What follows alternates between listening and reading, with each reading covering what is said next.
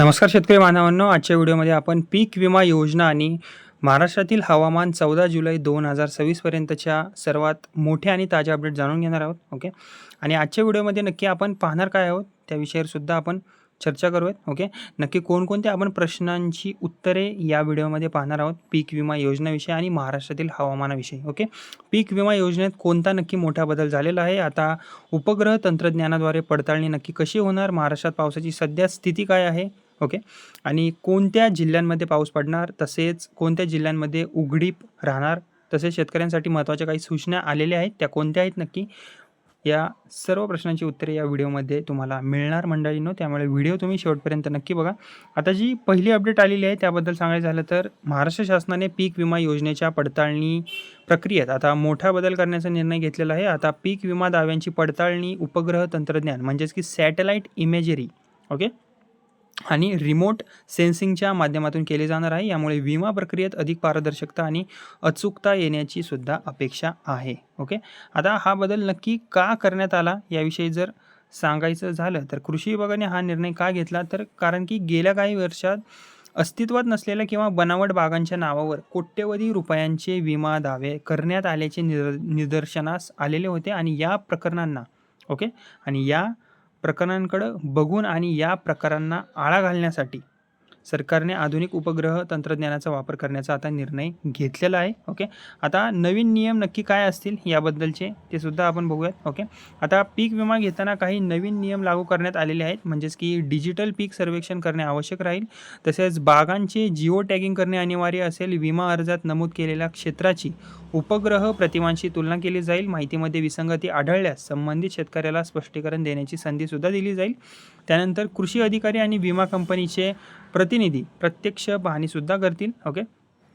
आता जी चौथी अपडेट आहे, ओके, आता त्याबद्दल जर सांगायचं झालं तर कृषी विभागाने सध्या स्पष्ट केले आहे की जवळजवळ ज्या तालुक्यांमध्ये 500पेक्षा जास्त विमा दावे आहेत त्या तालुक्यांमध्ये ही प्रणाली जी आहे ती प्रथम लागू केली जाणार आहे. ओके.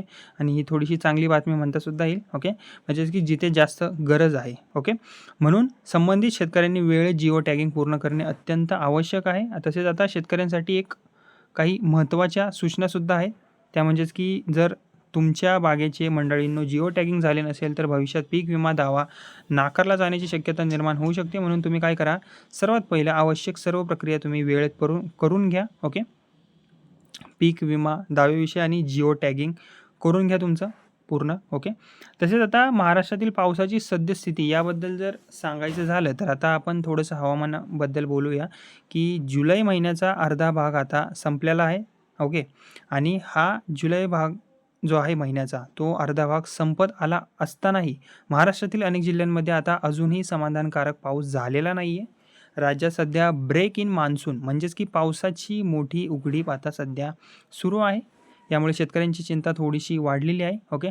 तसेच आता पावसाची तूट किती, ओके, आता याबद्दल जर सांगायचं झालं तर उपलब्ध माहितीनुसार जवळजवळ अनेक जिल्ह्यांमध्ये 30 ते 40% पावसाची तूट आहे. ओके. काही भागांमध्ये ही तूट 50 ते 70% पोहोचलेली आहे. गेल्या 4 दिवसांपासून अनेक भागात मोठा पाऊस झालेला नाही आहे. त्यामुळे तापमानातही थोडासा तापमानातील वाढ जी आहे ती थोडीशी वाढलेली आहे. ओके.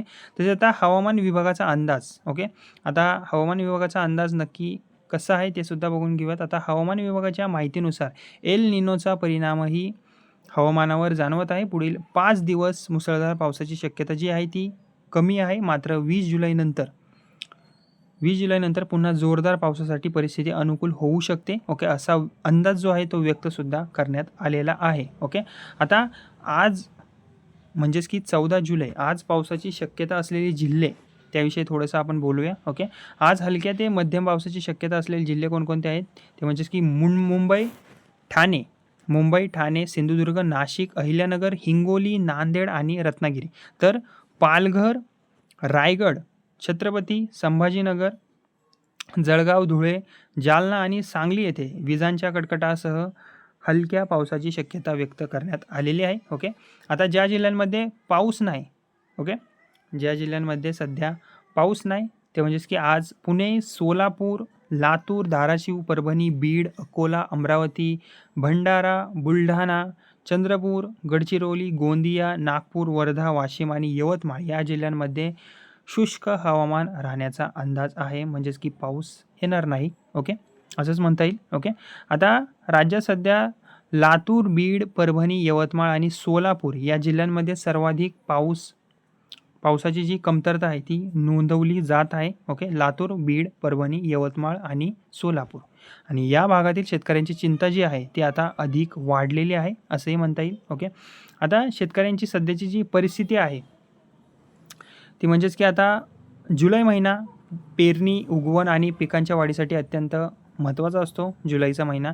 परंतु अपुरा पाऊस आणि सुरू असलेली उघडीप यामुळे अनेक शेतकरी उत्पादनाबाबत चिंतेत आहेत थोडेसे. ज्या भागात पाऊस झालेला नाही आहे तेथील शेतकरी सध्या विहीर, बोरवेल आणि उपलब्ध सिंचन सुविधांवर अवलंबून आहेत.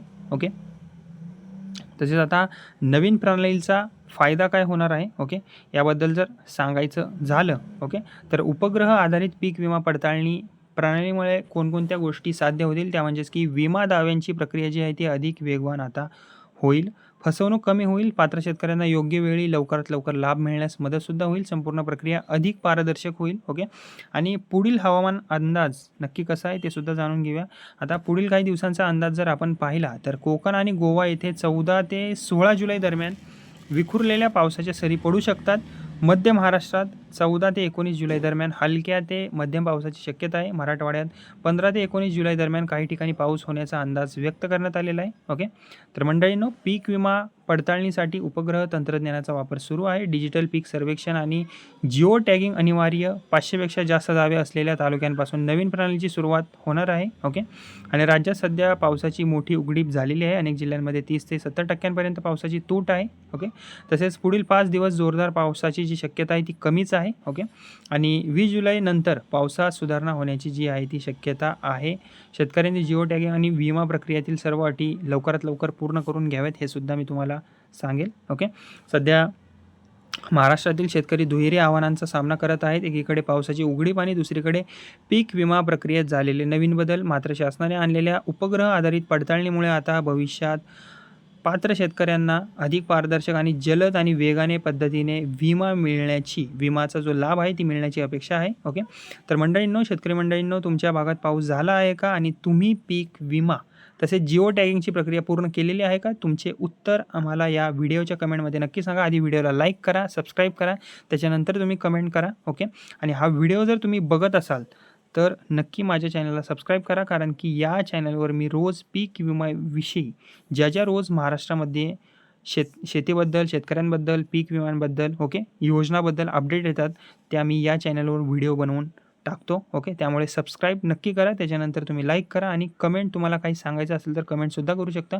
आणि अशाच पीक विमा, हवामान अंदाज आणि PM किसान तसेच नमो शेतकरी, सौरपंप योजना आणि महाराष्ट्र शासनाच्या ताज्या अपडेटसाठी आपल्या व्हिडिओला लाईक करा. माझे बडी नावाचं चॅनल आहे त्याला सबस्क्राईब करा फ्रीमध्ये, आणि ही माहिती जी आहे ती इतर शेतकरी बांधवांपर्यंत शेअर करायला विसरू नका. धन्यवाद.